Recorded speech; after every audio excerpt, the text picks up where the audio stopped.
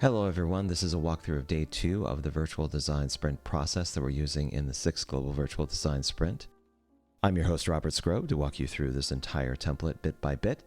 If you have any questions, feel free to email me or contact me on LinkedIn or in Slack. Let's get right to it.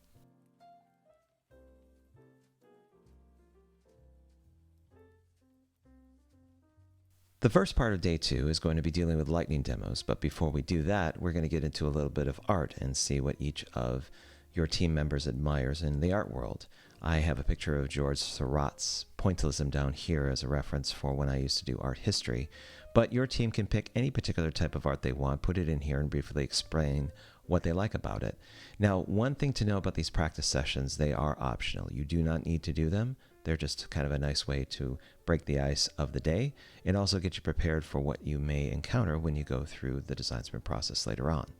After your practice session, you go into the experience map and kind of take a look at what you had done or had finished the day previous, kind of what your map looks like, what your target points are, and then you're going to go straight into lightning demos. Now, if you had time before your second day started, or at least before the session started, you may have had the chance to put some examples of some novel solutions or something that inspired you online and put it in the space.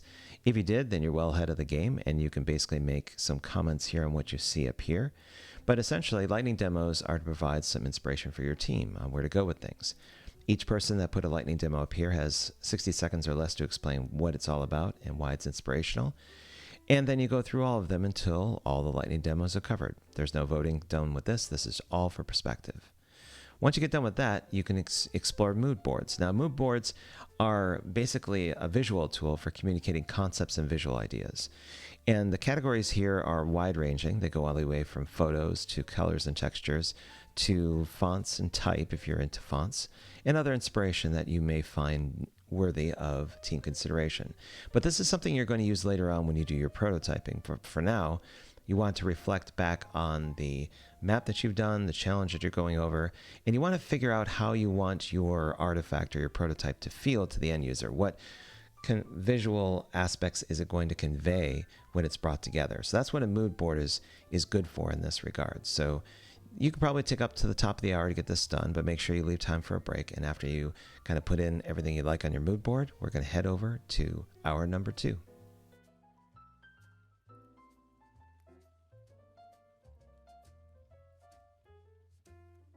Now, if you look at hour 2 at first glance, it may seem like this is fairly short. You're going to have your problem statement, your long-term goal, and your top sprint questions here, as well as your combined experience map. So literally all the work done to date to review for about 5 minutes before going into your first and only step in this particular hour.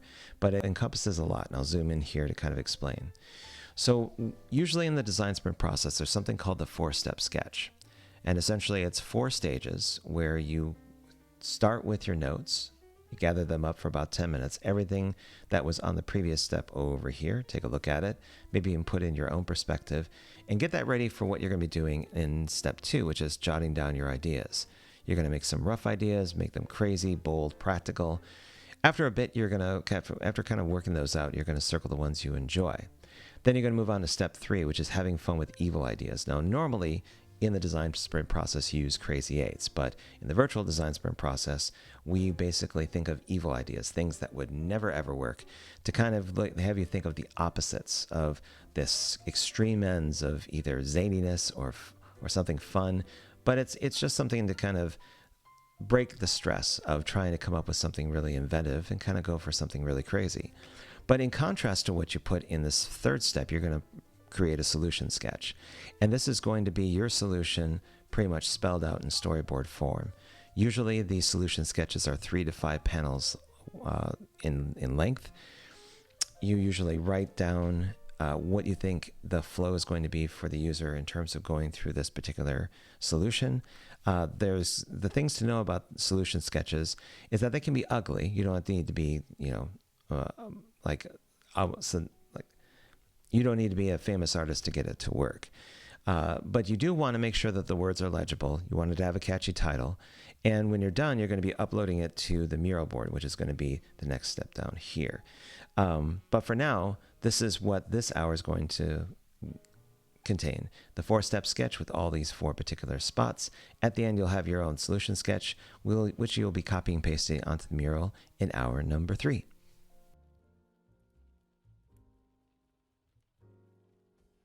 So hour number 3 is formatted so that you're basically looking at everyone's solution sketch while going through all the different steps. So everyone who contributes their solution sketch will probably place it in here in the mural.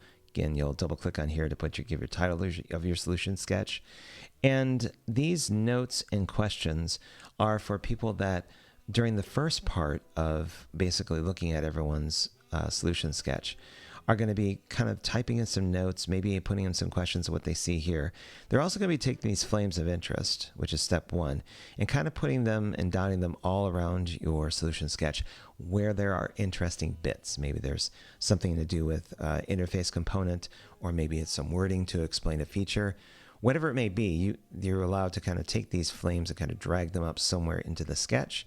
So that'll give an indication of a heat map, so to speak, on what your team really appreciates or finds interesting. So for a speed critique, one person is going to volunteer to narrate a particular sketch that they did not do. So let's say that I was the person that created the first solution sketch, and it's over here. When it comes to this one, I can go, I'll go ahead and walk people through it. And what I'm going to do is narrate what I see and what I understand about the solution sketch. And I'm also going to point out particular areas that have flame flare or a lot of flames attached to them to kind of make note of where attention was drawn by the team. I won't go into the questions, but I will kind of go into the observations, kind of sum it up for everyone. From there, your teammates, not the person who originally did the sketch, but everyone else, can put in their own observations, fill in the gaps of where the narrator did not. And then finally, when it's all said and done, the original person who did the solution sketch will speak up and say, oh, yeah, you got it 85% or 90% right. There's a couple of things that probably weren't clear. But what you're trying to do now is figure out from each solution sketch what makes sense on its face and what the original author needs to kind of fill in the blanks for. And you're going to be judging these all the while to figure out, okay, which one of these solution sketches do we want to prototype? We want to put in the prototyping phase. So every single one here is going to have their own kind of their own consideration.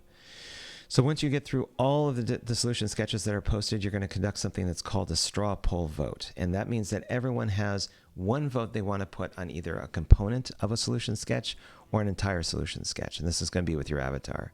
So just for the sake of example, if this is the solution sketch down here and I really like it, then my avatar would probably go right next to the name. If it was something in the solution sketch I really enjoyed, then I'd probably put the dots somewhere over here and land that sucker there, and that would indicate that, out of everything I've seen here, this is the most important aspect. This particular step in the solution sketch I really like. But whatever you decide to do, make sure it's just one vote and not several. And then from there, you'll start to figure out from the team which particular items in different solution sketches look interesting, but which solution sketch seems to be the one that people want to go forward with. Now, usually it's self-explanatory. After doing the straw poll vote, you'll see how many people do solution sketches. Maybe you might end up with two of them that have 2 votes, 2 straw poll votes on your team. If that's the case, then someone has to basically decide which one to go with. If that's the case, the facilitator is usually one to break the tie, or someone that feels they feel very strongly about one particular solution or the other. But more often than not, the facilitator will be the right person to make the call.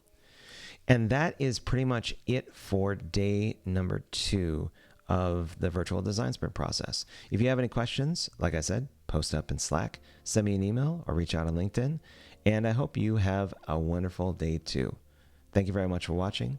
Take care. We'll talk to you later.